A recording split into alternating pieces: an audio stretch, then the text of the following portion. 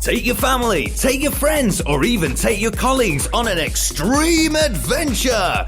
Climb a tree, swing freely from tree to tree, and enjoy walkways and other fun challenges. Call 076 383 689 or go to extremeadventuresphuket.com.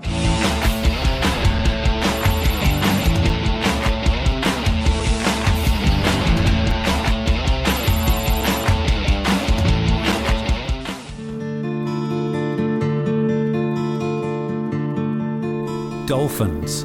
Just the very term seems to get us thinking romantically about these gentle seafaring mammals. Cute, smiling, playing endlessly, and frolicking with other dolphins.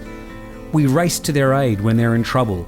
We protest whenever we hear about any mistreatment. Here in Phuket, the new Dolphinarium, where dolphins will be housed and paraded for mostly Russian and Chinese tour bus groups, is about to open. There's been a big local public outcry about this facility, although all the online postings might be too little, too late, with the paperwork all but signed off for Phuket's newest tourist trap. But right next door is another tourist facility, the Phuket Zoo.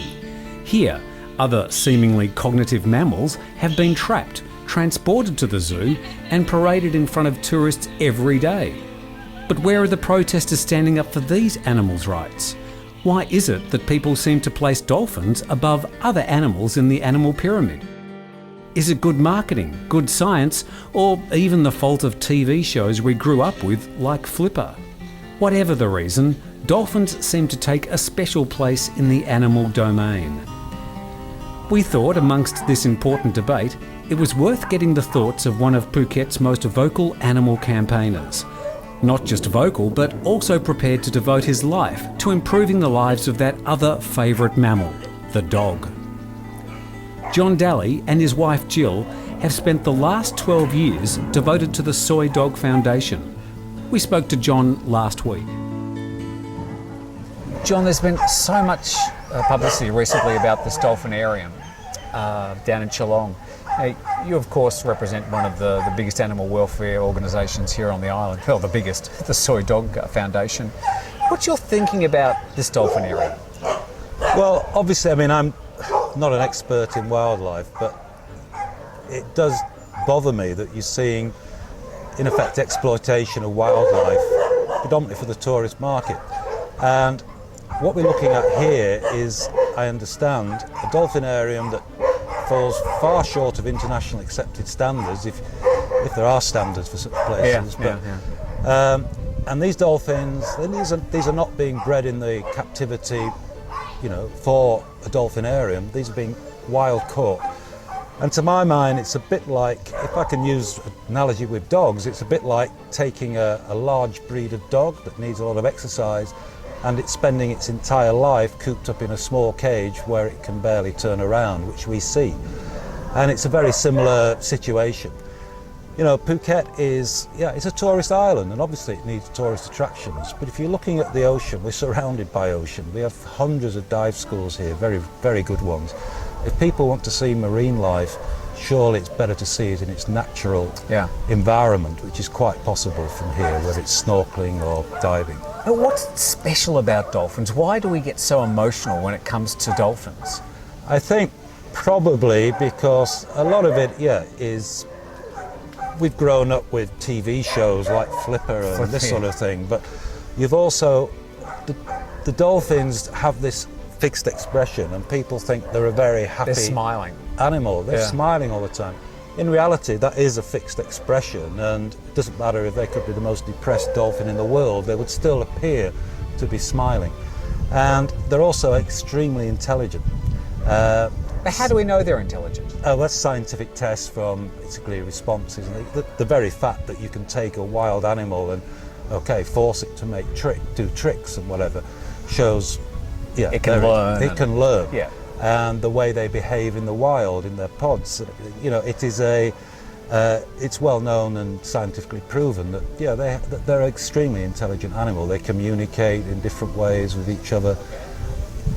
almost speaking in their own language, but nevertheless they do communicate, and they are very intelligent animals. I don't think there's any doubt about that scientifically. Is that all it is? It's the fixed smile and the concept that we think they're intelligent? Because dogs, we're surrounded by dogs here, we also see them as somehow special from the other animals, and we perceive them as being sentient as well. I think it's a different situation, to be honest. I mean, dogs were bred by man, if you go back historically. I mean, they were bred to guard livestock, to guard our homes, and then as working dogs, different breeds were developed for different tasks. Obviously, in today's day and age, predominantly they're bred as pets. And we see them, I mean, they haven't got the nickname man's best friend for no reason. They're extremely loyal animals, and people have a natural, developed this affiliation with dogs. Dolphins, a bit different. I mean, most people have never seen a dolphin. Yeah. You can't keep a dolphin at home as a pet.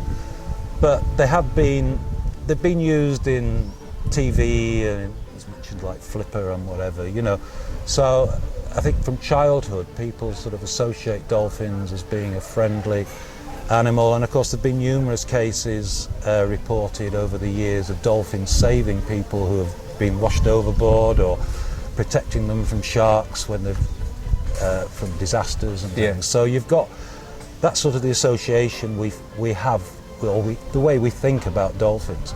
But they are a wild animal. This is got to bear in mind. They're a wild animal that lives in the sea, has the whole ocean to live in, to play in, and they're very, very social animals.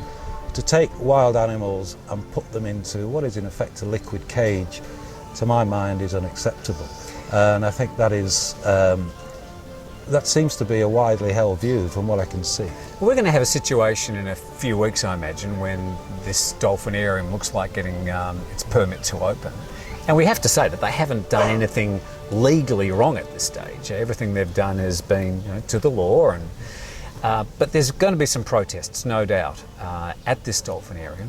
But right next door to it is the Phuket Zoo, where you've got elephants and other intelligent mammals in cages. So are we being a bit selective with our protesting?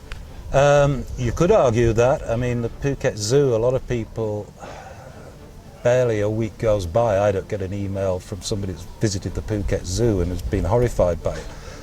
We have no authority to intervene in that.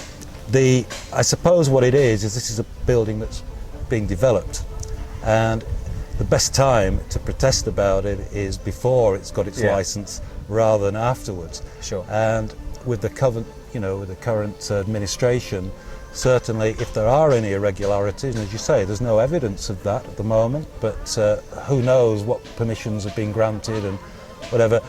With the current administration, there's a very good chance if there is something untoward, it would be stopped. Because of the way they have been, in my opinion, very good in operating and trying to stamp out corruption. As you say, we don't know, I've not looked into it, but whether there's anything untoward in the planning permission, I have no idea. Sure. John, thank you very much for your time and for your counsel on this issue, and we can't say it often enough, but you and Jill and your staff up here deserve all the praise you can get. Thank you very much for keeping Soy Dog Foundation going. Pleasure to see you, as always. Thanks, John.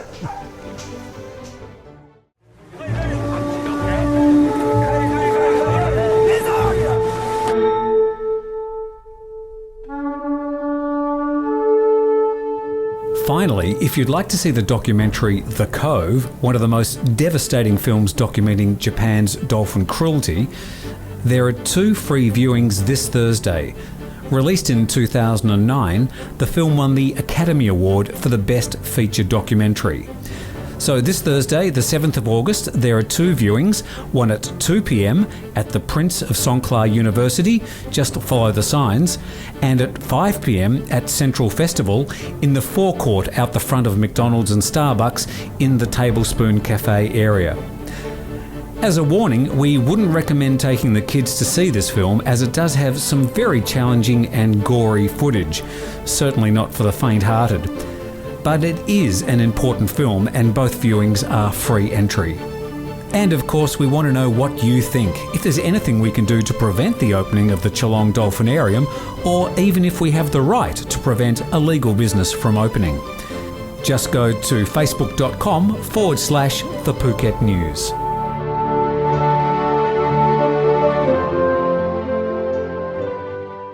An international baccalaureate world school underpinned with a social, emotional, learning, and mindfulness approach. Help your child reach their full potential. Visit our website today.